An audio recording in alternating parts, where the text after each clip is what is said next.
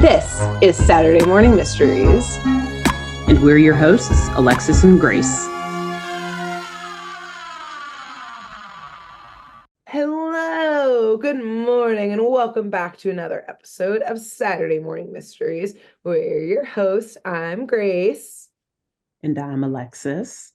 And we are back with another episode of Jabberjaw, the show about a great white shark and some teenagers who live under the sea with him, not mermaids, normal humans, in the year 2076, who play in a band, solve crimes, get into shenanigans. Supervillains.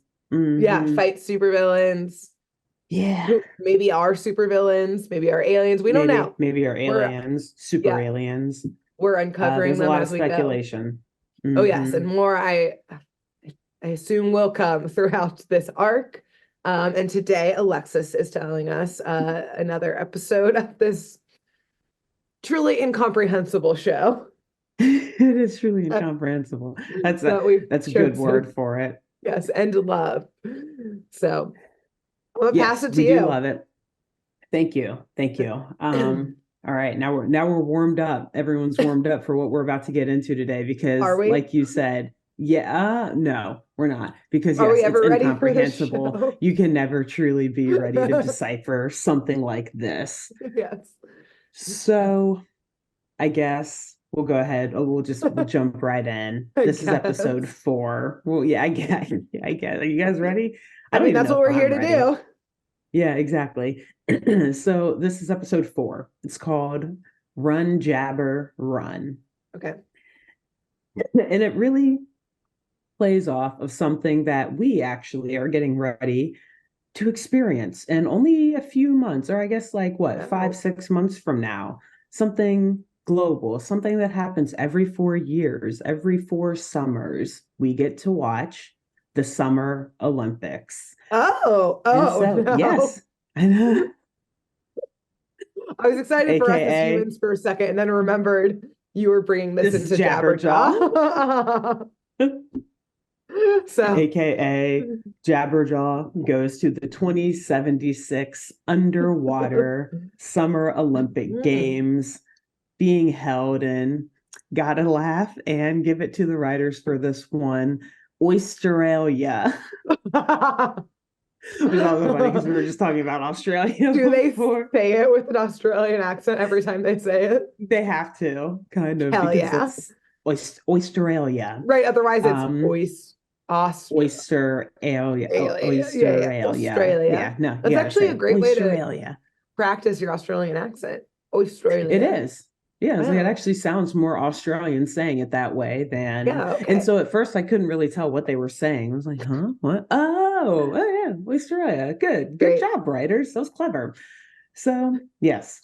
Anyway, before we see the Neptunes and Jabberjaw in Australia, we are introduced to our baddies today. We've got actually just again straight up supervillains that these kids randomly wind up fighting all the time. These aren't everyday criminals. They're not bank robbers. They're not, jewel thieves.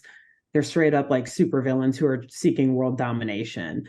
And today's villains are no less. We've got Dr. Chemo. Again, a name that I was like, what? Again. Did I hear that right? That sounds like actually a hero. Actually, you're right. It does. Yeah. But okay. Are we supposed to like Dr. Chemo or do we hate Dr. Chemo? I don't know. It's just weird. And also, I mean, is it spelled that way? Because I typed it out as CHEMO, but I don't know. Maybe, who knows? So anyway, this guy, he literally looks like I don't know if you ever read A Series of Unfortunate Events, but he looks like Count Olaf. Oh my God. With the hair sticking up on the sides, the bald on top, skinny, and super skinny, bald in the middle. Yeah, long jaw, long big nose. Okay. So he is kind of the brains behind this operation, right? He's obviously a doctor, and he's a scientist. He's building and finishing the final touches on what he considers the Adonis of cyborgs and robots, who they don't really give a name in this episode. So we're just gonna call him Robot Man. Um, Great. because for other reasons, there are other things I can't call him for reasons later in the episode. We'll get to that when we get to that. Okay, I trust So you. thank you. So Dr. Chemo, he's finishing Robot Man, and Mhm. he's telling his companion, Dr. Chemo's companion, Maximus, that he wants to Okay. do a demonstration of Robot Man to show how he is the strongest man essentially in the world and how he's fully capable of winning the upcoming 2076 underwater Summer Olympic Games in Oysteria. I already have a question. Go ahead, please ask it. There's going to be many We've more, I already know. we've asked probably every episode, like the ultimate goal of every villain is to take over this Mhm. undersea civilization, right? Is that Yeah. also his goal? Yes, ultimately it is. The Olympics, this whole Olympic plot is Uh-huh. just kind of like step B or maybe D in like a 12-step plan. Oh, okay. Got Yeah. it. Yeah. Great. So we'll Okay, we'll that's see. it. Yeah. That answered There my is more question. to this plot. Yeah. Okay, cool, cool. So before we go on though, let me describe Maximus as well too, because this is another just ridiculous looking character. He kind of looks like an ancient, like, I don't know, Greek philosopher. Like he's wearing a purple toga and it's like a little portly, and he's bald on the top. It has like white hair on the sides. It's like swooping up. I don't That's know. It's incredible. I weird, mean, but he also has like a Mediterranean, like thick accent, like maybe Greek or something like that. I don't right, know. which I It's guess weird, would but make he's sense. super evil. Yeah, he's super evil, and he's Olympics. the leader of this criminal organization. And yes, exactly, the Olympics, Yep. I guess. Greece. I don't know where they got is Chemo a Greek emperor, a Roman emperor from long To my ago? knowledge, no, but maybe these writers know something we don't. They They're probably certainly do. doing something we don't understand. So, This is true. This is uh-huh. true. And there's gotta be, I want to believe that there's a reason behind it, right? Good for you. Give me give me hope. I'm being naive. The show is I love making me that feel for like a you. naive little child. Thank you. So anyways, before this demonstration starts, Maximus says that yes, Dr. Chemo, this robot does need to be the strongest robot ever, pretty much, because the robot needs to win a particular competition in the Summer Olympic Games so that he will then be able to deliver a top secret, highly sensitive microfilm to the corrupt Mr. Z, who essentially is this criminal underlord who moonlights as a medal distributor at the Olympics because Mr. Z Mm. will know who to get the microfilm from because they will be the winner of the specific competition in Mm. the Olympics. This Hmm. sounds like it cannot fail, right? This Um, cannot fail. have Genius. you have you ever seen the documentary Icarus about the No. Russian Olympic doping scandal? No. Ooh, The but I need to watch it. the TLDR real quick is that this documentary filmmaker who's super into cycling was like, oh, after Lance Armstrong, like I want to figure out like what cycling in like the doping world and cycling, like what that overlap is. And so he needs to Mhm. find a doctor to like help him dope basically, and no one in the US will do it. And so he finds like this like leader of like the Russian Olympic Committee who is like, hey, can you get me out of the country? We've been doping all of our Olympians for a really long time, and I'll tell you everything about it if you help me escape Oh, Russia. And it's fucking oh, wild, but like the like intricacies of it that they break down and like how they are able to get away with it is like as stupidly complicated as the plot you just told me is. Of like and pee in a cup, put it in a refrigerator, but behind the refrigerator is another refrigerator. And like then you switch them in the refrigerator and then you close the fake refrigerator. And like that oh, level of like, when you say it out loud, it sounds so stupid, but it it worked. does. So like, That I was gonna say that's I don't well, know. I don't want to give away Icarus sounds great. I don't want to give away the plot to this Yeah, thrilling, don't. But I'm equally just as saying. thrilling episode. No, me as giving away the plot of this thrilling episode of Jabberjaw. Well, mainly Kind I'm just like, of that plan compares. sounds stupid, but There's been stupid plans in the Olympics that have worked. That have worked. This is true. So I'm This not is discounting true. this plot yet, is what I'm saying. Got you. Okay. All right. Fair. Good. I believe in Good it. for you. No, Love that journey that's for good. you. Love that journey for you. Yes. But we'll see. Well, we'll see. Maybe some of it works, maybe some of it doesn't. Anyways, so not Maximus, sorry, Dr. Chemo, he runs this demonstration where essentially this robot dude who, again, it's just a robot that looks like a dude, but he's wearing like a blue, the same suits that like everyone else wears. Oh yeah. So like while Maximus and Dr. Chemo are wearing like cloaks and togas, this robot dude's wearing just like a regular kind of outfit. He's got to blend in. Anyways, this is true. This is true. Except for he does have metal skin, which is like obvious. He's like silver.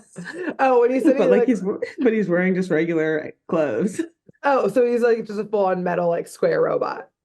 Yeah. Yeah. Oh. I mean, I'm trying to there are a lot of Marvel and like DC characters comic book characters I can think of, but I'm trying to think of someone who like I don't know. I mean, like he honestly, I guess, like he looks like Iron Man, but like straight up silver. Like, okay, I'm sure great. you can imagine a picture of Iron Man. Yeah, but he's just like all silver.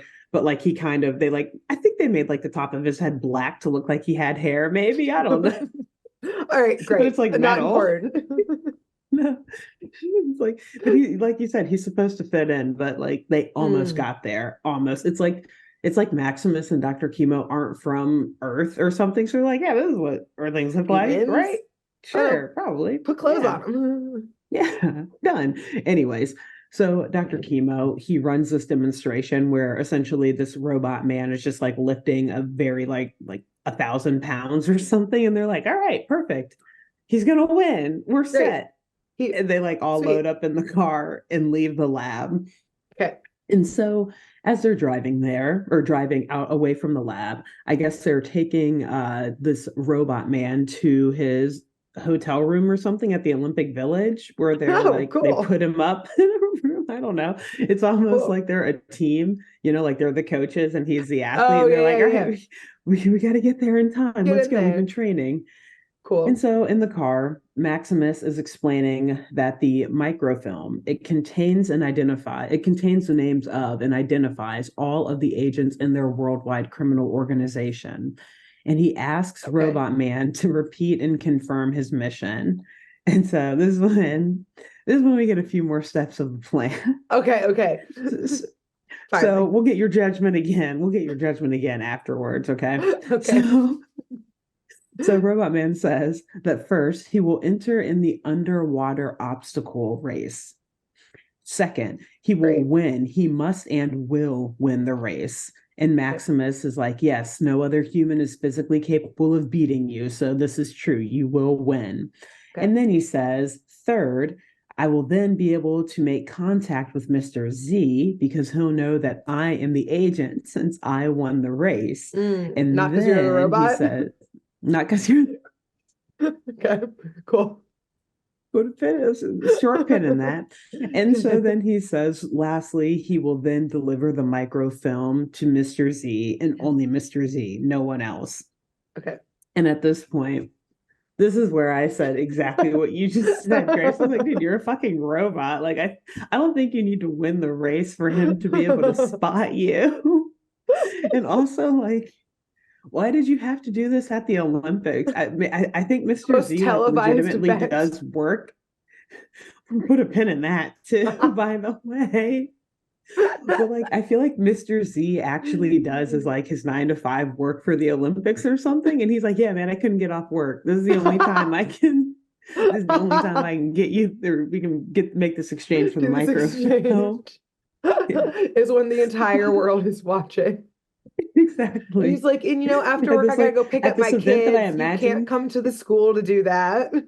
Yeah, at this event that I imagine has a lot of security as well. Yeah. Like, maybe.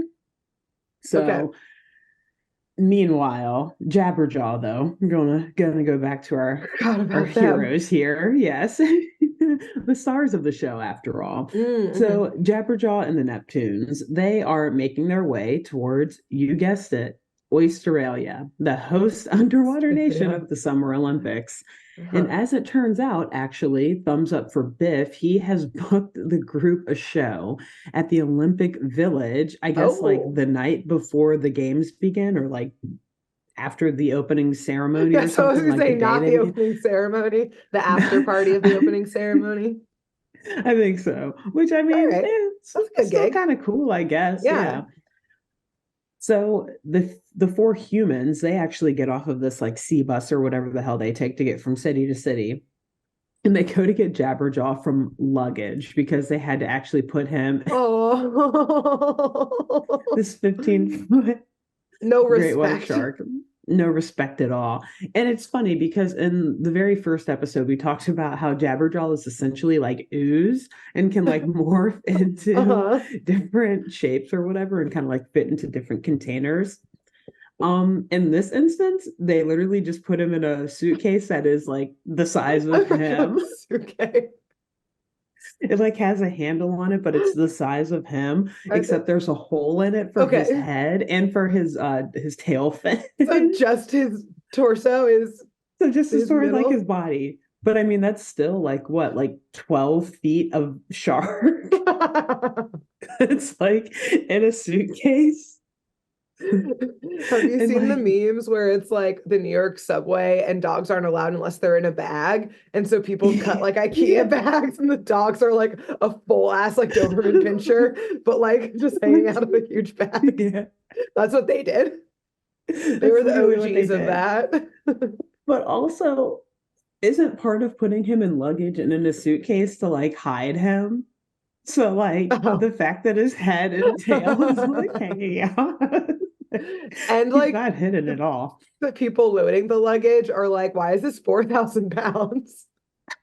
But How are like they loading they see it? like the tail like flapping and stuff, and then they turn it around and it's a fucking shark Head.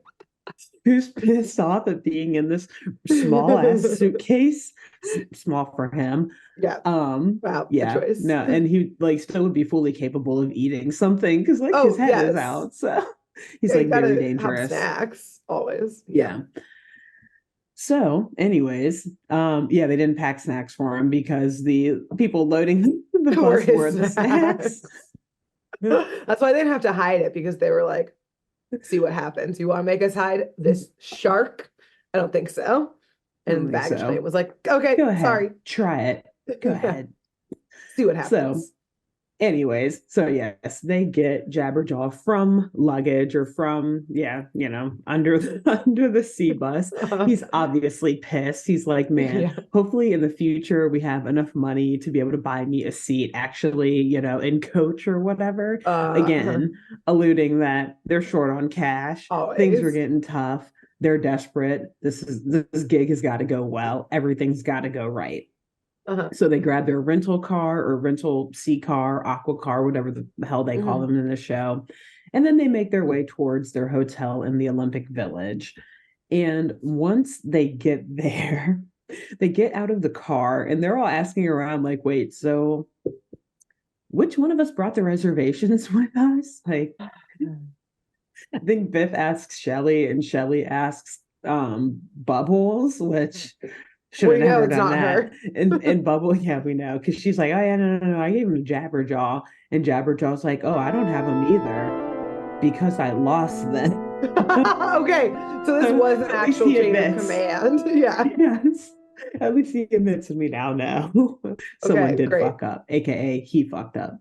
So then Shelley bullies him into going Mhm. into town and asking someone for help with either getting like a duplicate reservation or finding out how to get into the hotel at least. Mhm. In my opinion, this seems like a bad idea on all fronts. Because here's the thing about Jabberjaw. He's a great white shark living in a shark. May we remind you, a 15-foot Really one, no less. great white shark. I cannot stress this enough throughout these episodes. A great white shark living in a shark phobic world. And of course, the very first person that he runs into and asks for help on the random streets outside of this Olympic village is just some poor old lady who's like trying to cross the street. She like is like making her way and then trying to cross the street, and he stops her. Like, to be fair to him, he is kind. He gently taps on her shoulder and just asks, like, like kind of soft boy, like, ma'am, do you know who can help with He knows reservations what to the he Olympic is. Village?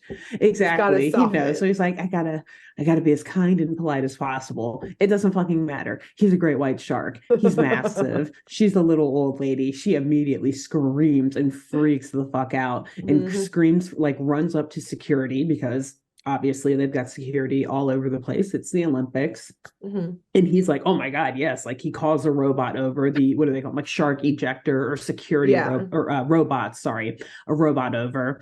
And like, yeah, that chases Jabberjaw out of the fucking out of the village or like out of the city. So I was like, why would you send the giant great white shark to do something in this like highly secure place that is always anti-shark in every city? Yes, exactly. So but let me say this though, before Jabber is thrown out, he has a bit of a collision, we'll say. As soon as he turns around and starts to run away from the security guard and the robot who's chasing after him, he like makes a sharp turn around the corner and happens to run directly into Robot Man, for lack of a better name, who had just been kindly dropped off by Dr. Chemo and Maximus and was told to go check into the hotel as well. So not only does this collision cause Robot Man's face to like pop off his metal face because he's a fucking robot. Good thing it wasn't too realistic. No, oh God, that'd be terrifying. But it also causes the microfilm to like fall out of his pocket storage compartment, I guess, whatever, and like onto the sidewalk. Wow, incredibly insecure. Yeah, like they did not put it in any sort of like real compartment at all. Like they're secret just like, here, compartment. Hold this. Go. And yeah, I mean, pocket. And clearly he's made pretty like janky. Like Dr. Chemo maybe isn't living up to the hype of like being a good scientist here or like a good engineer. But like anyway, so Jabberjaw sees this, he's like, oh my God, your face just fell off. What the hell? And like all these circuits and everything behind him, like behind his skin, quote unquote. But the Robot Man, I think, is kind of maybe like embarrassed by this because he just like pops the face back on, gets up and kind of like runs away. But Jabber has the microfilm. He sees it and picks it up. He's like, hey dude, like you dropped this. He tries to get the Robot Man to come back to give it to him because like he doesn't know this guy is like rolling with evil villains. At this point, he just thinks he accidentally embarrassed this kind robot who he happened to knock the face off of, literally while walking down the street. But right before the Robot Man like can get back to Jabber, because he turns around like, oh shit, you're right, thank you, my microfilm, one job. Oops, should have checked for that. But before he can get back to Jabber, the damn shark ejector robot, the security robot, scoops him up, tosses him out of the freaking Olympic Village and like just on the street, and then goes back in. And the Neptunes see this. The rest of the gang sees this. And so they run out behind him to go help Jabber. But hilariously, Shelly, before asking if he's okay and like, oh my God, what happened? She's like, did you get the reservation duplicates? I need to sit down. Job? We need to check into our hotel room. I need to put my tambourine into a shaded area. It's getting too hot out here. Also, it's funny that like I understand that the writers were doing this in 1976, but obviously they had a lot of forward thinking. I have never printed out a hotel reservation. I show up and I say, here's my name and here's my credit card. Find me. And they go, great, we have it on our computer. Great, here you are. Nice. Yeah, I'm trying to think, even like back in the day, because remember when we used to print out like MapQuest directions? Right, exactly. Which is why I was like, maybe That's why I said I never have. No. My parents, maybe. I don't know. Yeah, no, because they had their own internal. Yeah, true, true. That's yeah. I guess I'm trying to think like for my parents, like did Yeah, they like print when out we were reservation? kids. I wasn't fucking paying Yeah, attention to I them was checking into the hotel sprinting room. around The those hell? hotels and being a Yeah, menace. literally. I was like risking us getting kicked out of the hotel when they were getting us checked in. Just like Um, Jabberjaw. exactly. Yeah, they couldn't even get checked in. Um, yeah, that's a good point though. They were forward thinking. I don't really know what they say. Yeah, I guess they call them like duplicates. Or like, did anyone bring duplicates of the reservations? Or like Jabberjaw, go find a duplicate. So yeah, maybe Yeah, they who do mean knows? duplicate prints. I don't know. Who Maybe knows? maybe like scans you or something. Like I need Yeah, duplicate chip, my reservation chip. I don't know. yeah, who Um, knows? so yeah, Jabberjaw though, after the gang catches back up with him and Shelly is obviously rude to him, he Mhm. shows the gang the microfilm. And Biff, of course, is immediately like, "Oh my God, we need to call the police and report this." Like What? he's like, "Yeah, let's check into the hotel and then call the police to report this microfilm." What Is the fuck, microfilm Biff? illegal in this world? Not to my knowledge. I don't know. I guess he's just like, wow, someone lost something. We need to call the cops so that they know where to find it. So they I get the guess, but reward like, money because they're tight on cash. There's no other reason Biff would call the cops and interact with them. so fucking good of a point. Such a good point. Uh-huh. And yeah, in that day and age, they're like, whoa, microfilm, like this person's got to have some money, or like this is obviously important information. Like you'll Yes, just carry this artifact. around. Yeah. Yeah. $50,000, please, for the return. Like, which back Yeah. then was probably a lot more, but still. Right. They were just assuming that there is indeed a reward out, probably pretty Hmm. quick.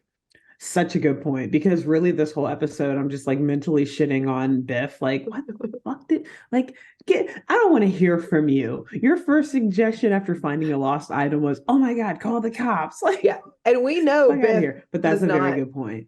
call the authorities, but I think he's like, all right, there's a high chance that this gig doesn't work out. We need some cash. Knowing our track record, something Yeah. is going to He's interrupt gonna this send gig. someone else in to the station to drop it off. Yes. Yes. Not Jabberjaw this time. No, no, no, no. And actually, and that is a very good segue because eventually they are able to get checked into their hotel room, but rather than actually going to the police station, they instead, like, they have a video chat with them. I guess that's probably their favorite way of communicating. I guess the writers of the show weren't too far off. Like, actually, Yeah, we'll be beyond FaceTime. video chatting in 50 years now. This is like Yeah. We'll this is the VR norm now. We'll be ourselves. past it. Yeah, into Exactly. the All right, everyone, station. put on your goggles. Um, but anyway, so they video chatted with this police inspector who introduces himself as Inspector Neville and who essentially just looks like Joseph Stalin, but also has a very bad Australian accent. Like I'm so serious. As soon as I saw him, I was like, why is Joseph Stalin the model here for these animators? Interesting choice, but okay. There was one animator who was like a history major and it didn't work out. So he was like, Maximus, we're gonna draw this one like Stalin. He was like, I'm gonna prove Who my else? parents wrong. This was worth my Exactly. degree. See, mom, dad, see, don't you get these references? You're like, what? This is a show about a talking shark. The show makes no sense. We're not proud of you. I don't I'm care proud how of hard him. you try. I'm proud of this animator and his history Yes, degree. me too. Me too. It is amusing. I'm like, I don't know what the inspiration was. Well, I do, but I don't know what this Why? person's background was, why he went with the characters he went with, but he did. And you know what? I'm here for it. I'm Commitment. enjoying it. You know what? Good for So, him. anyways, yeah, good for him. Yeah. So, love that for him. So, who I also assume is a him. We're just here assuming a lot of stuff, but like, yeah, 1970s Whatever. animation. Love that Yeah. for him. So, anyways, this Inspector Neville, he interestingly is already like kind of aware of the Neptunes. It's funny because he says that he already knows about the microfilm and how their pet shark found it. But they're like, wait, you know about us? What's going on? And he says that it's because him and his whole department have been keeping tabs on Dr. Chemo and Maximus for months now. But I think he's actually a raging fan of the Neptunes and their music, and is perhaps using this as an opportunity to like get an autograph and maybe a picture for his daughter or something. We, in this documentary that we think is being made about this dissolving band, we cut to him as a talking head going through all of his Neptune memorabilia. He's in like a room full of it, like a record holder, world record. Yeah, he's like, I've been their biggest fan for the longest time. So this choice, totally coincidental meeting, wink, wink, wink, was, a pretty big deal for me. Yeah. Yeah. Like I didn't pull any strings at all to get them that gig at the Olympic Village. Yeah, I didn't know that this robot man was totally working with Dr. Chemo. So I had my robot shark ejectors run directly at him, pushing Jabberjaw into the path of the robot man so he could take the microfilm because I knew you would come in and then introduce yourselves to me. I mean, thank you for your service to this country. Thank you. We appreciate it so much. So, yes, this police inspector who has been keeping tabs on Dr. Chemo and Maximus, which also it's funny because when he talks about them with the Neptunes and Jabberjaw, like they don't know who that is. They've not been introduced to these two villains before. So then he's like, oh yeah, my bad. This guy has a really bad Australian accent too. I will say. He's like, here their photos. And he like puts their photos up on the screen. Yeah. He clearly is a fanboy because he's like, yeah, let me just disclose this like information about this terrorist sect trying to infiltrate this worldwide event to these teenagers and a shark. Like they don't, at no point do the teenagers make it seem like they know what's on the microfilm. Like he didn't have to tell them what is on. Yeah, exactly. They're like, hey, yo, we found this. Can we give it back to, like, can we get the reward? And he's like, yeah. Jabberjaw found that. Anyway, so it has the names of like thousands of secret agents for this criminal organization. He's telling them all this so the Neptunes hang out more with him. You need our protection, right? So, and that is a good point. Because I will say it's maybe actually a good thing that he is telling them this, because next, after showing them pictures of who Dr. Chemo and Maximus are and explaining how dangerous they are and what their goals are, he then explains like, yeah, so by the way, you guys are like moving targets now since you have this microfilm. So he is also telling them like how much danger they're in, which is good because I mean, I guess I would want to be warned of that, Yeah, for sure. And then, like he said, as a side, they're going to want more police protection. So he's like running to go to their hotel. So I'm already here. Yeah. I have your duplicate reservation. No reason. I have both of your reservations. I saw where Jabberjaw drops them. I mean, they were brought into the department after he dropped them. Someone was also returning. You know what? I'm here. I'm here. It doesn't matter. I'm here now. Isn't that what we all want? After all we've asked for. Yeah. Oh man. So at this point, Biff is like, okay, well, we're gonna bring the microfilm over to you immediately. I forgot this is all on video. Okay. Yes, it is. It's a video chat. But the inspector actually stops him. He's like, well, hold on. No. Again, like I said before, you guys are pretty much moving targets. So you need to like stay put. Not subtle targets, because there's a 15-foot great white shark with them. Precisely. The human, so maybe you can blend in. You guys are fine. Maybe. No.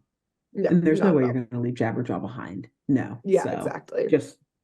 So he tells them to just wait until midnight, and then they will meet him at Pier 21, whatever that means, and they can turn over the microfilm. So in the meantime, the inspector advises the gang to just hide the microfilm in a very safe location and stay put. And Clamhead's like, I'm one step ahead of you, dude, already on it. I hid the microfilm in a bottle of ketchup in the fridge. And Inspector Neville is like, okay, good, and then hangs up. Okay, good. Why the fuck would you hide something this important? I guess maybe to their credit, they didn't know what it was before they hid it, but why would you hide something that has to be given to someone else? First of all, you just checked into this hotel. You just checked into this hotel and you already have a bottle of ketchup in the fridge. You know, Clamhead is like bringing snacks with him everywhere. He is the Shaggy. True. I will say he is. This is what Clamhead is bringing. True. He doesn't bring clothes or his bass guitar, but he brings a bunch of food. Correct. Yep. And so, yes, that's my first question. And my second is, why would you put something that's important, something that has to be returned to someone, whether before you know what it is, you're still like, oh, I got to give this back to someone. Why would you put it at the bottom of a bottle? Right. Why would you ruin it? Like, and also imagine returning it to someone and it's covered in ketchup. You're welcome. Here you go. Reward, money, please. Money, please. Exactly. Yeah. And so what I didn't mention though is Jabberjaw actually was not participating in this video chat. The humans were really doing this, and Jabberjaw actually was in the kitchen because, as you said, Clamhead is the Shaggy.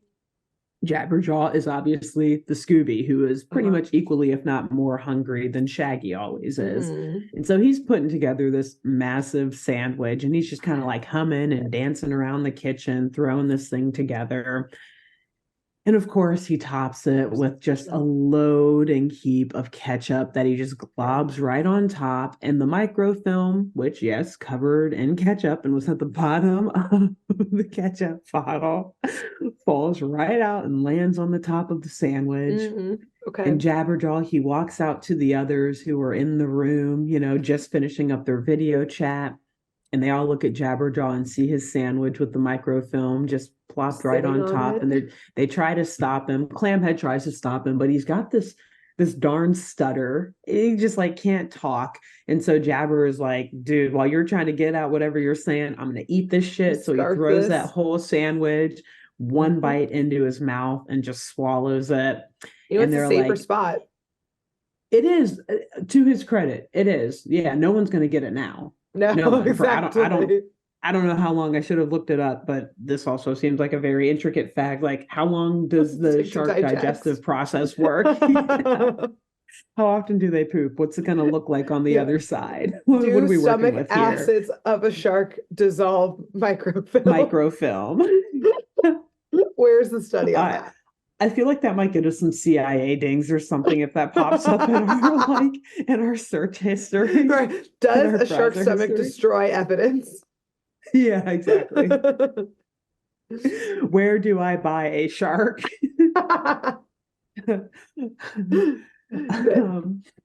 So yes, they see Jabberjaw eat this microfilm and they're all like, well, great. Okay, Jabberjaw, you just ate it. And he's like, I did? Oh my God. I didn't even notice. Oops. Why did no one tell me that you put it in that bottle of ketchup? Again, why would you put something in a bottle of ketchup? Yeah, I blame this on Clamhead. I mostly blame this on Clamhead. For sure. So Shelly's like, okay, well, great. And this is very mean. Again, just got to spell it out because I really hate Shelly most of the time. But she's like, oh, great. Now the dumb microfilm is in the dumb stomach. Wow. So she says how she really feels about Jabberjaw here. Shelly's gonna be the first one to quit this band.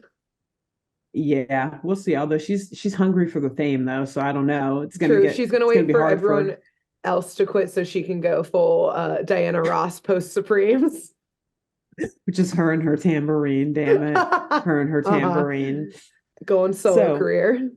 Yeah, we'll see how far she gets.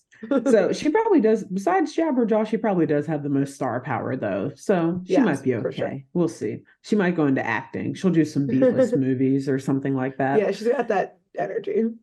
Yeah. So the gang then rushes Jabberjaw to the nearest hospital, which I assume they have one or some sort of medical facility in the Olympic Village, I guess. Not a so that they veterinarian can. institute. Bring him to the Damn, vet. good point. Yeah, doctor, vet, same thing, right? Yeah, they're the Pretty same much. shit. Yeah, shark, human. What's the Whatevs. difference? Which apparently the No. animators of the show do not know the difference. We'll get to that in a minute. So they rush Jabberjaw to this hospital, and they're trying to stay incognito though, because as the inspector warned them, they're moving targets. Everyone in this criminal organization is looking for them, et cetera, et Mhm. cetera. So they do a classic genius 70s cartoon move. They plop a wig, a dress, and some makeup on Nice. Jabberjaw, and Nice. then parade him down the streets towards the hospital. Okay.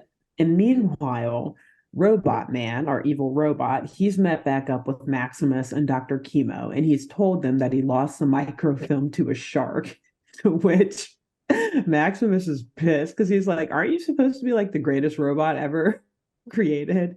And Yeah. you lost it to a shark. But then Robot Man, he tries to like defend himself, and he's like, "Oh, but the shark is the pet of like these four teenagers, though." Which I'm like, You're not not helping really your helping case. your case. Yeah. Yeah. He was like, I followed them into the Olympic Village, but I lost track of them.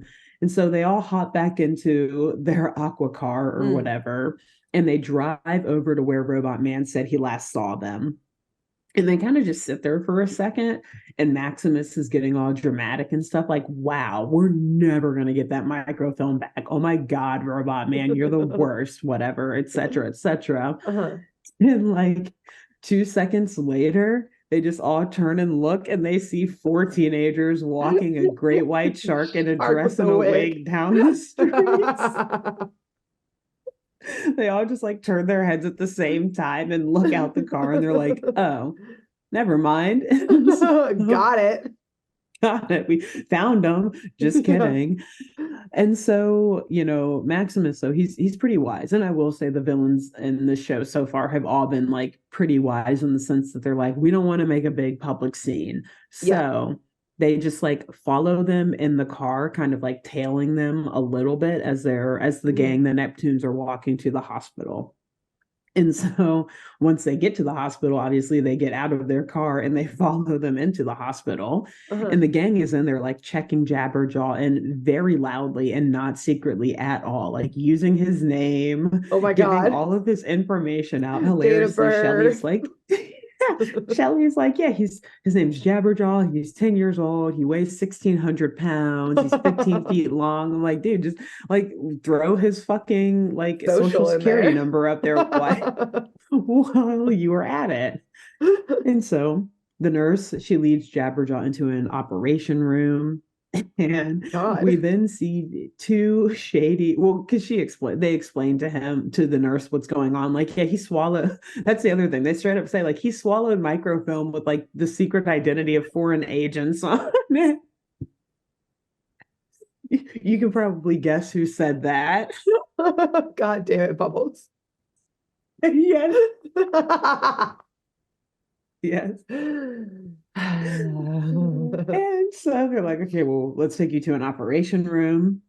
And then these very, we'll just say shady looking doctors walk in with masks covering their entire faces. Great. But also, you know where this is going. I'm just going to say They're in it's togas obviously Maximus and Dr. Chemo. I was like, do they still have their togas on? No, thankfully they're in like full surgical. Oh my God, Okay. that'd be hilarious. That's what I was picturing. No. They put on the full like green scrubs and have like masks on, but it's funny because Dr. Chemo's hair is still like sticking Still out. crazy. Yeah. But it's hilarious because like they were right on their tails. Like these guys were in the lobby, like listening. They were like hiding behind a bush, like a fake bush in the lobby as they were checking in Jabberjaw. They practically rode the elevator up to the floor of the hospital with the Neptunes. To the OR. Yeah. And like they followed them directly there. It was so easy for them. Anyways, so the doctors, they're like, oh yeah, so you must be the patient who swallowed the microfilm. Just spitballing here, but it might be better if we actually perform the surgery in our lab because we have like specialized assistants and helpers at our lab. So like want to leave Come this on. hospital and come back to our lab. Never go to a second location. That is like true crime 101. And oh my God, just knocked my headphone out. And the fact that they call it a lab, like never get surgery in a lab. Right, not an operating room. A lab. In a different location because they have help there, as if the hospital isn't full of nurses. And exactly. And it's the fact that like they specifically did not say nurses. Like I don't know if they said helpers. I think they maybe said assistants, but I'm like, okay, there's like a lot of red flags here. Is Jabberjaw in there himself, or are the Neptunes in there too? So the whole gang is in there. The whole gang is in there. Yeah. Jabberjaw is like, yes, very good that he has some support here, because Jabberjaw is not smart. He's laying on an operating table and he's like, oh, your lab? He's like, that sounds like scary or something, but not like going to the lab sounds scary. He's like, oh man, I really messed up. Like I have to go to their lab. What a scary situation I've gotten myself in. Like it's like, oh yeah, let's all right, here we're going to their lab. But meanwhile, Biff and like Clamhead are like, whoa. No. Okay, like, good. Just do this here, just do this now. Good. They're like, we'll help you. Like, we're good helpers. I was literally about to say, good, you need medical advocacy. And then it went out the window because then they offered themselves. Which, like, not the nurses. Not honestly. Like, you go ahead, go first. I was say Biff is like, oh, I've done plenty of roadside surgery from his like drifting days, Tokyo drift days. He was like, no problem. Do you know how many times I've had to stitch people up? Like, go ahead, cut him open. It'll be easy. This is an easy one. He's a shark. They like regenerate a little bit, don't they? Kind of. Yeah, it doesn't matter though. I got it. It doesn't matter. Well, he won't need to regenerate because it'll be fine. This scalpel is way too clean. Someone give me a pocket knife. Yeah, something with a little rust on it. Maybe a little gas from a little spillage that happened. A little dirt. Mm-hmm. It'll help sterilize it just a little bit. And the reason why Biff is going to have to do this, I speculate, is because, honestly, the nurses are probably like frantic outside. Like it's the Olympics. There's a lot of people in town, but also a lot of people are in for like broken ankles and like wrists and stuff and toes, because a lot of people are reporting being chased down the streets by some giant great white shark that was just asking for directions. This like, old sweet lady broke her hip. At between the hours of 3 and 6 p.m. this day, we just had a huge influx in breaks and sprains and trauma. Right, like half the nurses are like wheeling people into like the ER, and the other half are like calling the authorities to report like a wild assailant. Exactly. He's here. And then the final intake nurse is like trying to get in touch with like the authorities / FBI to be like, someone came in saying that they have evidence of a terrorist attack in their stomach. Could you send a professional in? There's like, they're being spread so thin. We already have a nursing shortage. This is not why we went to nursing school. We've been dealing with the authorities all day. Yes. So anyway, the hospital staff, they are strapped. So that is why the gang has to jump in and tell these already fake doctors. They can't even get real doctors in here. They just saw someone in scrubs and assumed they were doctors. Exactly. And so, yes, the doctors are like, fine. Doctors are like, fine. We want to get the microfilm out as quickly as you do. So like, let's go. They whip out this like camera recording device that's also, it's like I don't want to say it's edible, but it's small enough that Jabberjaw can eat it. Like swallow it. Yeah. So, I mean, they have cameras that swallows they stick down your throat and stuff. Yeah, exactly. Okay. This is like it's just like a ball though. It's not like attached to a thing. So they just like throw that shit in Jabber's mouth and he swallows it. And then they whip out this like whole like TV screen and like a remote control, and they can control how the camera goes through him. And they're like watching it on TV. And so we get a remote control view essentially of the insides of Jabberjaw. It's like an old lady arm. In a purse. The reservation, the hotel reservations. Someone from the baggage claim earlier that day. Yeah. A bunch of suitcases. Like, all types of stuff. But they didn't pack me a snack. I needed to eat something. Which, I mean, it is funny though, because we do see a bunch of stuff like a tire and chains and a radio and like a license plate, etc., etc. We got to eat someone's car with them in it. With them in Oops. Like, wait, how did that happen? Anyways, whatever. He's a great white shark. So it's hilarious because it kind of goes back to something I mentioned earlier that like, yeah, these animators don't know the difference between a shark and a human, because at this point and like at other various points throughout the hospital later in this scene, we see like x-rays and the insides of Jabber, obviously, and he's got like a rib cage, like he's got this whole like he's got like various organs. I mean, I'm obviously sharks have some organs and stuff, but like it looks like a human liver and like I said, a rib cage and like a spinal cord at one point. Like, I don't know. They were like, it's 1976. We don't have Google images. We'd have to go to the library, get an encyclopedia, call a marine biologist. We spent all of our budget on the music, so we can't afford a cab or parking to get to the library. So we're just going to have to roll with what we can guess. Yeah, just wing it here. Anyway, so seeing that they're not really finding this microfilm anywhere in Jabberjaw, Shelly like yanks the controller out of the doctor's hand and is like, let me do it, like implying like I know this guy's insides better than anyone. Like I know how to drive this tiny medical device. Yeah, I'll find it. I won't do any internal organ damage. Slamming it around in there. Oh no. Which is exactly what she does. Oh no, my.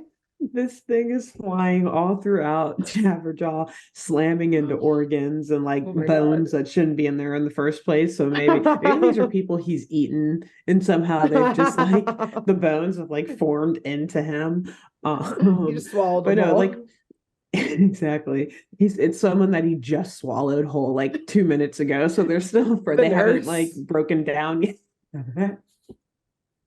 when she started calling the police, he was like, no, they can't over here. And so he just ate her. Yeah, he was like, trust no one. Yeah. Their name could be on this list. Biff told me not to trust the cops anyways. Oh, add that to the nurse shortage. This is right, like the fourth one Jabber's eaten since they got to the hospital. Yeah, that's why none of the nurses are going in there or doctors, because they're like, we need a SWAT team. Bring the tranquilizer. There's a man-eating shark in there. And meanwhile, the human, like the Neptunes, they're fine with it because they're like, yeah, he's not eating us. as long as they eat someone else. These are the blood sacrifices for our own safety. You know what? Good for them. Good for them. Love that for them. So yeah, the Shelly does not know how to use this camera. Makes sense. She's steering it all throughout Jabberjaw. And even though it's not killing him, but it is tickling him very much. And so he starts like hopping all over the place and making a mess in the operation room. And I guess like the camera thing like shorts out or whatever. So they just turn it off. They're like, yeah, this isn't working. And Shelly just like turns off the TV. And they're like, okay, I guess we can give up. And so at this point, they're like, oh, well, that's it. And so at this point, the teens turn and look over and they see the doctors have taken off their masks and they are now exposing themselves to be Maximus and Dr. Chemo. And thank God for Inspector Neville, who showed them the pictures of these villains. So they're like, "Oh my God, those are We the know guys that you. Inspector Neville showed us." Like, We're trying to kill us. run! Hey. Hey, God, hi. Well, hi. I still can't get over that from the first episode. Anyways, so classic animated 70s chase ensues around this hospital where they literally just like wreck this place. All the nurses see them coming down the hall and they're like wheeling patients into side rooms and slamming the door. Like locking the door. The like SWAT alarms going off. All the the SWAT lights has have started gone to arrive, but they like see Jabber at full force, like swimming down this hallway and just like disperse. Like protect the patients first. Yeah. So yeah, this chase is going on. Hospital's getting wrecked. Like they're just going in and out of all sorts of rooms, like knocking shit over, Oh my God. fucking with the elevators, like probably breaking the elevators. Hopefully Absolutely. there's not, yeah, hopefully no one, in a wheelchair needs one of those anytime soon in this hospital. And right, nurses are having to like carry people down the stairs to like get them out the back door to safety. And it's like an you see, international crisis because people from all over the world are here right now yeah, for the Olympics. the sirens are still going off. They're like dodging SWAT agents, like running up the stairs as they're carrying this old patient down the stairs. And yeah, Like, SWAT I'm agents 5 days away from retirement. Oh, no. So close. Oh no. But yeah, this chase, it eventually ends. The kids are able to get away from these villains. I think they like trap them on an elevator and send them up while they then run off and then go down. So, classic whatever mix up. And apparently this chase was really drawn out because as soon as they leave the hospital and get away from, Maximus and all of them, they're like, "Oh my God, we have to go meet Inspector Neville. Like, guess we're just gonna have to like cut you up and right in front of him, Jabberjaw, and get this microfilm out since we never got it out." So they just like run over to the pier. Again, very loudly, not at all sneaking around. And they meet up with Inspector Neville, and he asks for the microfilm, obviously. And Clamhead is the bearer of bad news. Like, "Look, Inspector, how much time do you have?" Look, you said a safe place. Yeah. It's pretty safe.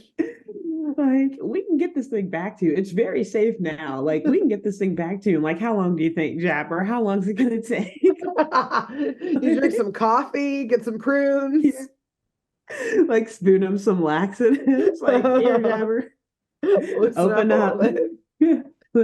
And Inspector Neville is like, "Well, you know what? No. Just hold on to it, please. But it is still possible for you guys to help me catch Maximus and Dr. Chemo and Mr. Z." But he warns them that the mission will be dangerous. So Jabberjaw's like, "Hell yes, danger. It's my middle name. Let's go. Tell me what I got to do." And Inspector Neville's like, "Okay, all you have to do is enter into the underwater obstacle race. Because the only thing that can possibly beat Robot Man at this competition is a great white shark." Exactly. And so he's like, "If you can win the race, then you'll be able to make contact with Mr. Z, and then we can either, trick him and arrest him, or like neutralize him, aka kill him." So Neville is like, "All right, Jabber, just win by any means possible. We'll arrest this guy. Go on, do your thing." And he's like calling him like secret agent Jabber and stuff like that, which obviously exactly is going to Jabber's head quite a bit. And so I have a few quick comments and questions. One, under what country is everyone entering the Olympics? Both this robot and Jabberjaw. Who is their representation? Do you want to here's what I suggest you do. Answer all your questions, and then I'm going to give like a paragraph response because I don't know if I want to answer them in the right order. Okay. Well, Okay. What country, or are these rhetorical? no, that one I would love an answer for. The next one Okay. is less of a question, not a question at all, more of a comment that I imagine this pier scene. The inspector has, like his radio on him the whole time, and we just hear hospital, all windows secure, 1,600 pounds, 15 foot, name Jabberjaw, out, backup generator gone on. Like they hear the raid going on in the hospital, and the inspector loves the Neptune so much that he just turns it off. I can't listen. Yeah, he's like, listen. No, don't worry about that, guys. You're the only ones I want to hear on the radio. I mean, welcome, Secret Agent Jabber. Welcome. Thank you for your help, Agent Jabba. I forgot that was just horrible Australian accent. Anyways, okay. So, any other questions? Okay, no, I mean, yes, but no. So here's the thing about these Olympics, which we're going to see in just a minute. I don't think anyone belongs to a country. Okay. Something horrible must have happened on planet Earth. Again, that nuclear war that happened. They still have cities and governments, but right, but like nations don't really exist. Although I think they call Australia a country in this, but like to each you don't their see own. Flags anywhere. To each their own. It's okay. I don't know, when you were in grade school, if you had like a field day. Yeah. Or it was almost like Spirit Week when we were in high school, where there's just various events, and like, you can win some of them, but it's like the same person can compete in multiple events, where like it's not like you go there to be a track star. It's like you're going there to like, oh, I gotta win everything. Like I'm gonna win the high hurdles. I'm gonna win and first of all, remember the grand event of this whole thing is the underwater obstacle course. Okay. That's not a sport. That was when you first said that, I was like, what is that? But I was like, she'll explain it later, probably. No, it's that. I mean, I guess I will a little bit in just a second, but yeah, so these Olympics don't make sense, like from the jump. So you ask what country they're representing. None. Quite frankly, I don't even know how they were able to get in. Like you get in the Olympics by trial. So also that's apparently not how these ones work. You sign up to be in these Olympics. You don't like compete in lower tournaments to qualify. Yeah, exactly. There's some kids. It's like thinking that doing that qualifies you for the New York Marathon. You like show up at the New York Marathon like asking for your big bib number. And they're like, we don't see you on the list. Like, but I did the turkey trot. Yeah. I did the 5K. Yeah. Good. Exactly. So I think that's probably where they got their inspiration for the Olympics in the year 2076. So like, we got to get more people involved. We need more global unity after the event that happened. Whatever the fuck. Just fuck it. You did the turkey trot. Let them in. You're in the Olympics. In. Or I guess for Jabberjaw, they're like, yes, you can sign up, great white shark who's standing over me. Please don't eat me. Yeah. Here's your bib. Yes. Sorry. Yes. So naturally, the gang, after learning that Jabberjaw is now going to compete in the Olympics, particularly in the biggest event in the Olympics, but whatever, in the Olympics in general, they do what one would, or what a group would normally do, in the days leading up to a big sporting event, especially at like the highest level of sports in the world. They play their gig at the Olympic Village. Biff is like, we haven't actually paid for a hotel yet. We got to somehow we didn't get a reward for this stupid ass microfilm. Is there only other way? Yeah, they're like, so guys, I only actually was able to afford the first night in the hotel Now because I was thinking that we're that staying after the longer. gig we would get paid enough to stay another day or two. So we can't miss this gig. Gig. And they also are like, look, Jabberjaw, what they were looking for in the hospital was a shark with a wig on. But now at the gig, you don't have a wig on. So they're not gonna know it was you. We can be in public. It's fine. We're not being looked after by some super villains. I should have mentioned that pretty quickly on after putting like the wig fell off shortly after they put it on. Yeah, I mean, I So, figured, but so they so they really just saw Jabberjaw in a dress with lipstick. Good, good, good, good, good, good. And it's funny that you say that because while they're playing this gig, which also props to them and props to Biff for landing this gig, it's like in a massive arena with a packed crowd and like it's I huge. mean, It's again, they were a big band, they're big, we which again think. confirms too that the inspector is obsessed. The inspector is like front row. Okay, we see his radio is turned off Sorry. still, where it's like, we still have not apprehended. We've searched every nook and cranny of this hospital. Some of the ventilators are going out, the generator's failing. Turns that thing off. Yeah. He has on like a Jabberjaw hat or something, or like he's like in a costume.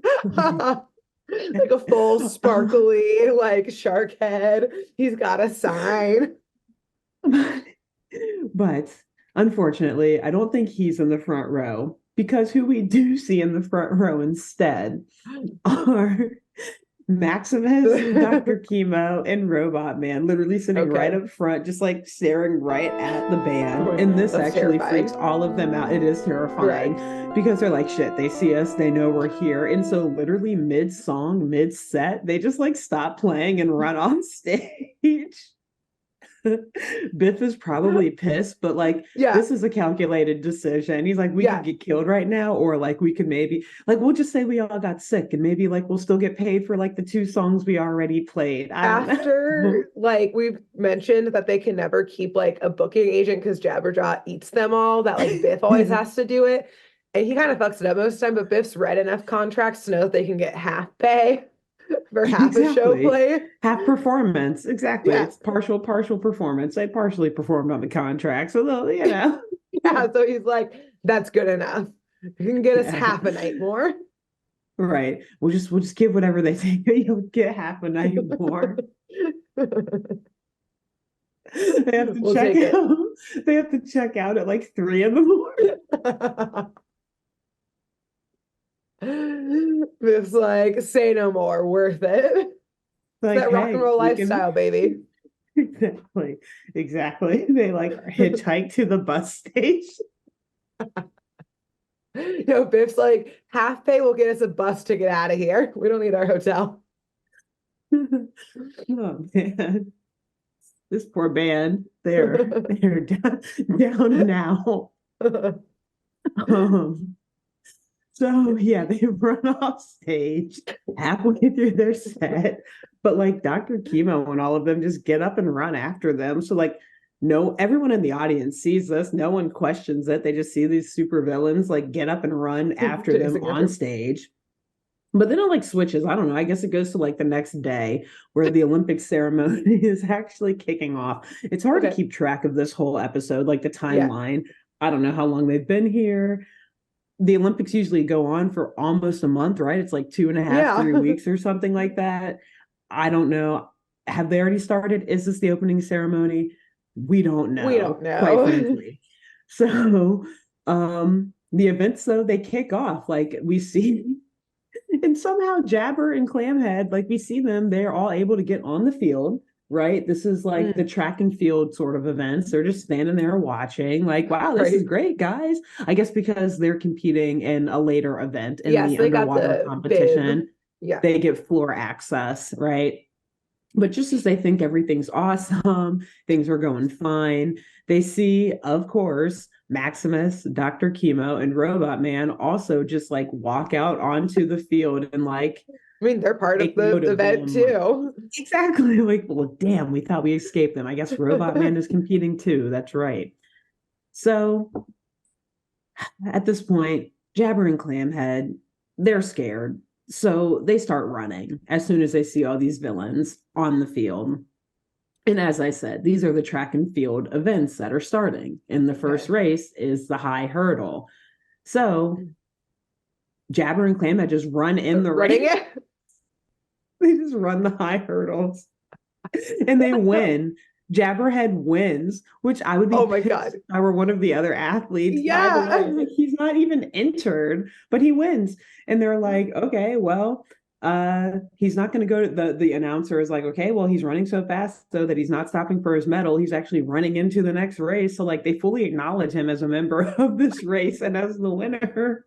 Also, like, if he would have gotten his medal, they could have stopped the entire plot right then. True. Well, no, Presumably. because that's not the race. Because Dr. Z or Mr. Z only is giving the medal for that one. Only for that race. Oh, wow. They hired medal handlers per event. I suppose. And they don't do background screenings on them at all. No, absolutely not. Yeah. Per event. Yeah. It's busy work. It's busy work, you know. You gotta be at your exactly. So yes, they run directly out of the high hurdles race and into the next event, which again, these Olympics make no sense whatsoever. And the next event is the freaking toboggans race. Yes, absolutely. So they hop on a toboggan. Perfect and of summer course, event. Perfect for summer underwater Olympics. Underwater, yes. And Robot Man, he's still following them. So he also hops in a toboggan and they're racing on this course and he catches up with them. And eventually Jabber and Clamhead, they like crash their toboggan off of the course and they're able to run away. But they run to an ice skating rink because the next event is, you guessed it, ice skating. Mm-hmm. And so they run into the locker room and put on some ice skates, and Jabber also puts on a nice tutu. No. Jabber actually looks really weird in this scene, if I remember. The tutu's like around his waist, I guess. Yeah. And he's got skates on, but like his tail fins are his feet. His legs and his feet. So he just looks really weird because his legs are like so little, but then the rest of his body is so long. Yeah, the like center of gravity there would not actually work out at all. It wouldn't work. And maybe that's why the audience is cheering even more, because somehow him and Clamhead are actually doing a really good job. They're like figure dancing skating as a couple. Yeah, they're figure skating. And the audience is loving it. But then Robot Man appears. Just picturing like Blades of Glory. Like that film. There is less pizzazz, I will say. It's pretty basic moves they're doing here, but like Jabber and Clamhead walked so that Blades of Glory could run, could skate. Yeah. Okay, great. So Robot Man, of course, though, he sees them, he follows them to the ice rink and onto the ice rink, and he's chasing them around. And Clamhead and Jabber decide to do one of their like classic moves where they twirl Jabber around to like tornado him. I don't know, towards the robot, whatever. But the twirling move like cuts a hole through the ice and then like ruins the ice skating rink and the event for everyone else. And so then the audience like starts booing at Jabber. Good. Honestly, good. Yeah, correct. It is good. I'd be pissed. Yes, correct. And now like it gives Robot Man a chance to go and like regroup and stuff, because again, like I said before, Maximus and Dr. Chemo are like, okay, no. Too much attention, like back down. Yeah. We got to stay in the shadows a little bit. So then like Robot Man runs away and the three of them like regroup. And also because up next is the main event, the underwater Olympics. And of course, Robot Man is competing. So he's like, fuck, gotta get out of here. Gotta get to the starting line. Get some electrolytes. Exactly. And so Jabber, also competing in this competition, he runs over and joins at the starting line, knowing that he still has to win by any means necessary to keep Mr. Z from making contact with Robot Man and our other villains, our other baddies. Mm-hmm. So all the competitors, they're taking their places and they dive on in, getting this grand event of the Olympics, this underwater obstacle course at the underwater Olympics started, which also, what would that be like? You're already underwater. I'm guessing you're living in one of these domes, you know, Oysterralia is under one of these domes, but they have an underwater event. Like, do they? Oh, they don't go into the send open you out ocean for it? Well, they do, but well, no, it's weird. I mean, they're in the ocean, but it's not like you see them like on a beach or something, like a beach in the background. They're not like up at the top. They're so it's underwater, but it's Right. like So it's like redundant. Like everything's under the exactly. water. That's exactly what I'm trying to get at. I'm like, it's not, I sound like an idiot describing it because it doesn't make sense No, I because get it's it now. Of redundant. like, Thank you. yeah, it's overly redundant. So in other words, it's an obstacle course. It's just an obstacle course. It's just a normal obstacle course for this world. Yes, for this world. And that's But also, it. but it's also concerning because, you know, so our focus is mostly on the robot and Jabberjaw, right? And we're like, okay, yeah, sure. The robots don't breathe. I guess this one doesn't have to worry about rusting or like water fucking up its systems. And Jabberjaw's a shark. So, like, cool, they're underwater. There are humans in this competition. They just like free dive into this. They're not in their free dive. gear? No, okay, they're not. Like they jump in and they're swim. That would be way more impressive to watch. The humans free diving. Like I understand now why this would be the biggest event of just like an obstacle course, but like it's like fucking Harry Potter. It's like fucking Goblet of Fire type shit, right? Like, but like a shark and a robot, I'm not impressed. Cool. And again, how did you guys enter as non-humans? Exactly. Like these other competitors probably don't even know that the robot and the shark are in this race because they're like, yeah, we've been studying our competition. They're nowhere on this list. Like, I don't know who you are. They're probably terrified seeing both of them, but especially Jabber in the water swimming by them. They're like, is that part of, was this one of the obstacles that we will be chased by a great white shark? Okay, I did not read that in the rules. Yeah. So anyway, yeah, concerning that like these humans are also here underwater, like, but yes, also would be way more exciting to see. So anyways, it doesn't matter though. We don't see it because this robot and this great white shark pull ahead of the rest of the racers in literally like 1 second. Yeah. Literally one flap of Jabberjaw's tail. And he's like gone. The second, like you see all of these people in Jabberjaw and the robot dive in, and like the very next like clip is just like them like taking off, and the rest of the people just like normal speed, holding their breath, trying like already dying, probably. Yeah. Oh no. So Jabber, obviously being a shark, he starts to pull away from Robot Man. But Robot Man, again, he knows he's got to win by any means necessary. So he just like finds a rope that's connected to an anchor and like lassos Jabber's tail. Oh, and, damn. Like, pulls him back. And this is on TV, by the way, like all of this very televised event, like all of this could be viewed not just by the audience on a jumbotron in the stadium, but like, I assume all over the world. So, like he's clearly cheating in the open. Yeah. I mean, I guess he's already a robot, so he's like, I already am cheating by being in this race. As is Jabber being a shark. Like, yeah, and like no one stopped us yet. So we might as well lean into it. Yeah. But Jabber, he's able to cut himself free from this lasso, and then he speeds back into the race, where the next portion consists of the pipe obstacle, which literally just looks like the freaking, like the tubes in like a hamster cage or something. Of course, your episode has a hamster or a freaking gerbil in it. I'm going to try to make the reference anytime possible. It's been so long. It's been so many times. You can probably put a compilation together. Yeah, and it has been a long time. Hamster Yeah. talk with Alexis. Yeah. This is my hamster talk. Thank you. I'm gonna get that trademark.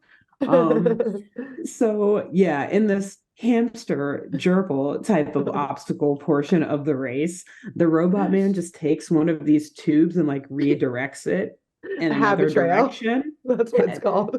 Habit trail. Thank you. How could I forget? Oh my God. Again, I'm rusty. It's been a while. Has been I a won't while. forget again. And so yeah, so then this confuses Jabberjaw though. He's like, "Oh, I just got to follow the little tube." And he gets lost because it's been redirected. Again, all of this is showing up on the Jumbotron and the announcers are like play calling it. So when he says like, "Oh no, the shark's going the wrong way," after seeing that the robot cheated and moved the way that he was going, Shelly responds like, "Oh, that dumb dumb." Sorry. I have to just anytime Shelly says something really mean, I have to throw it in my script because I just have to prove how terrible she is of a person, even though she does get a lot of shit from Jabberjaw too. But like in that moment, But he's it's really obvious taking in it this for the moment. team. Exactly. And it's clear you all just saw this robot cheat and you're calling Jabberjaw the dumb dumb for not knowing. Anyway, whatever. So at this point, though, Jabberjaw, he realizes that he was tricked. And so he's like super pissed off. He knows that the robot now is like just out to get him. Well, he knew before, but now he's like, all right, this dude, I'm done with his antics. He's like super cheating and like, I'm not messing with this. I'm not messing around with this anymore. So he swims back into the race at absolute full speed and just like flies past the robot man. Hell to which yeah. I'm like, why weren't you just doing that the whole time? You could have finished this race like 5 hours ago. Yes. Also, I'm like, why don't you just bust out of the habit trail? You're a great white shark. Just ram it. Also that. Also Get true. out.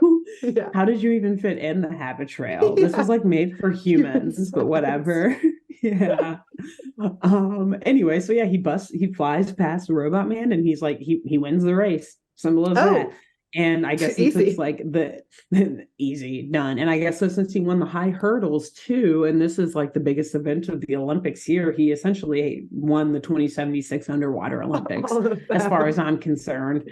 I mean, all right. Why not? There don't appear to be rules to this thing anyway. So also, I'm just now thinking like, even if the robot had won, is there not a second place medal, or is that given by a different, like there's an individual medal giver for each medal, not just each one. event? That's how I assume this is happening. Okay. Each event has a medal giver for each medal. Each medal. It's like thousands of people who've been employed.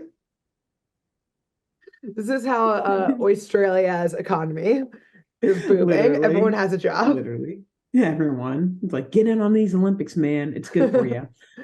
Cool. So at this point, the gang and the inspector, they're like keeping their eyes out for Mr. Z while Jabber is making his way to the podium to get his gold medal. And of course, the man carrying the gold medal, he congratulates Jabber as the secret agent and he places the medal around his neck and he's like, that shark costume is an excellent disguise.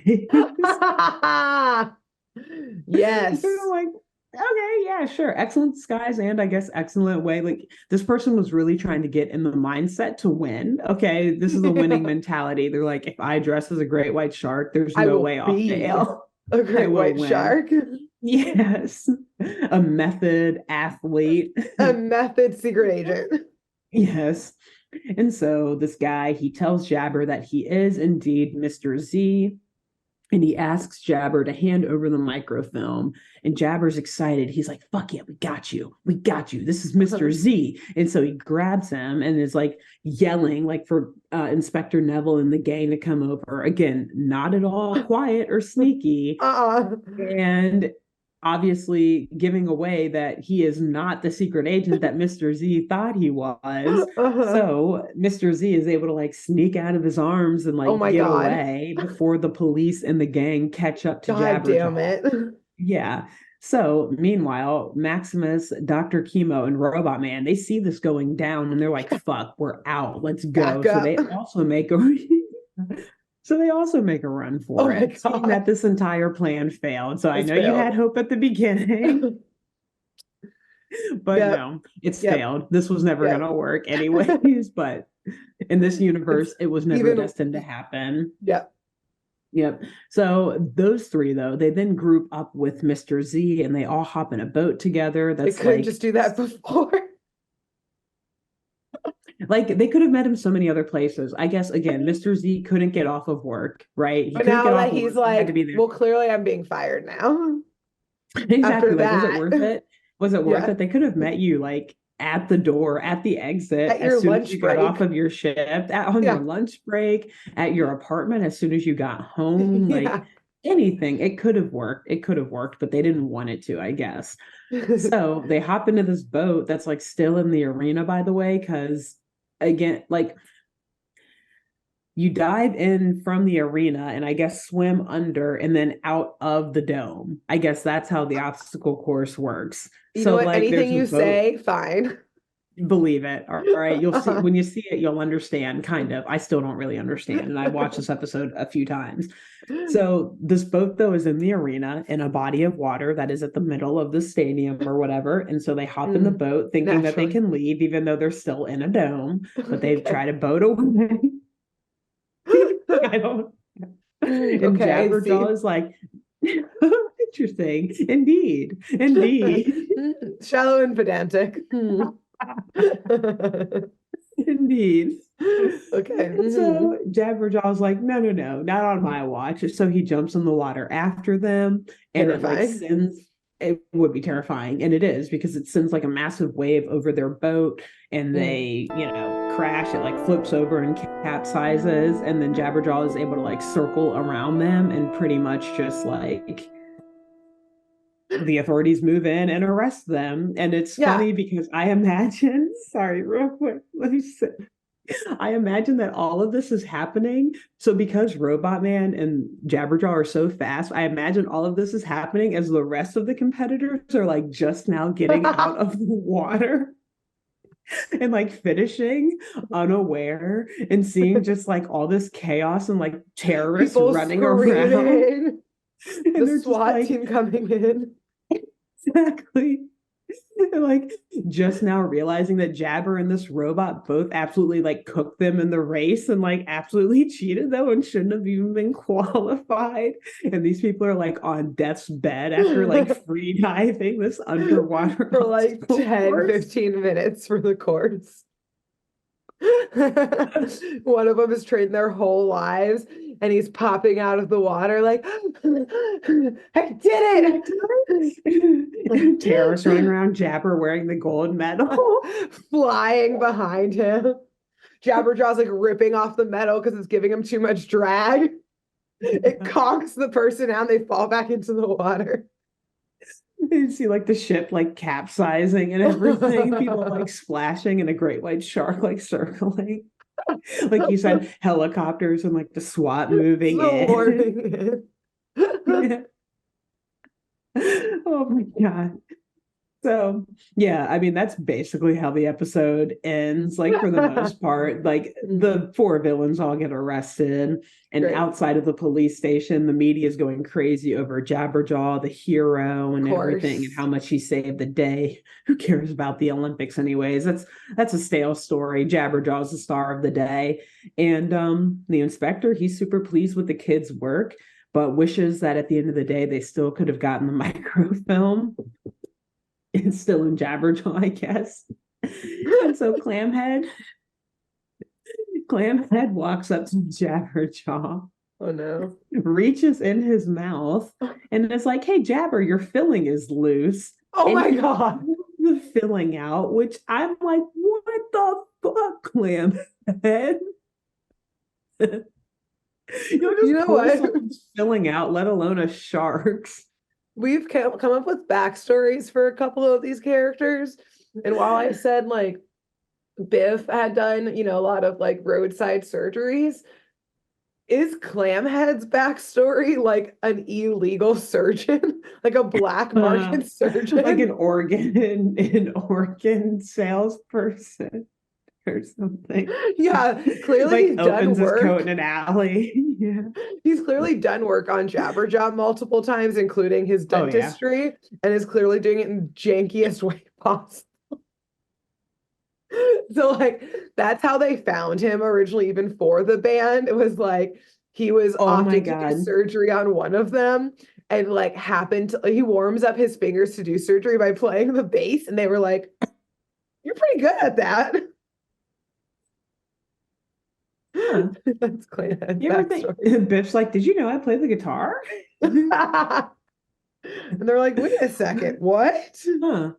Interesting. And Clamhead's like, my pet shark plays the drums. Can we Clamhead's like, "Yeah, I use my guitar strings all the time for stitches." stitches? Yeah. Like sew people up. Can we now add to our wild speculation the way that each member of the Neptunes, like their background that led them to this life is like secret agents moonlighting as a famous band, essentially? Like we already did Biff. He was essentially like a Fast and Furious style, like undercover smuggler and like race driver. Clamhead was actually like the secret surgeon for the mob. It's like how they usually have like a vet on call or something. They Yes, have like for a the vet mob, on call to 100%. deal. And Clamhead knows how to make it look like a surgery gone wrong. God. Or he knows how to get you out of a tight situation, like by any means necessary. He's like, well, I did the surgery on a horse one time. You're only I can like probably do it on this. 153 to 300 pounds lighter.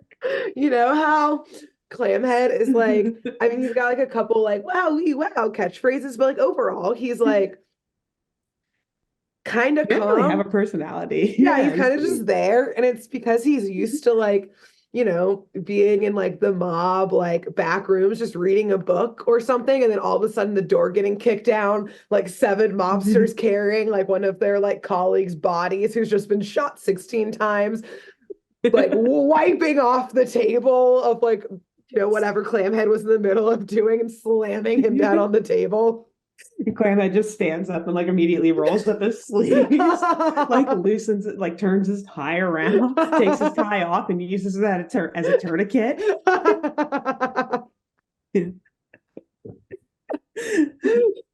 He's like, "All right, what happened today, guys? Where were you? You don't need to know where we were. All you need to know is what kind of gun it was." All you need to know is give us the bullets as you remove them. Yeah. We We got to gotta write stage this names on scene them. elsewhere. Yeah.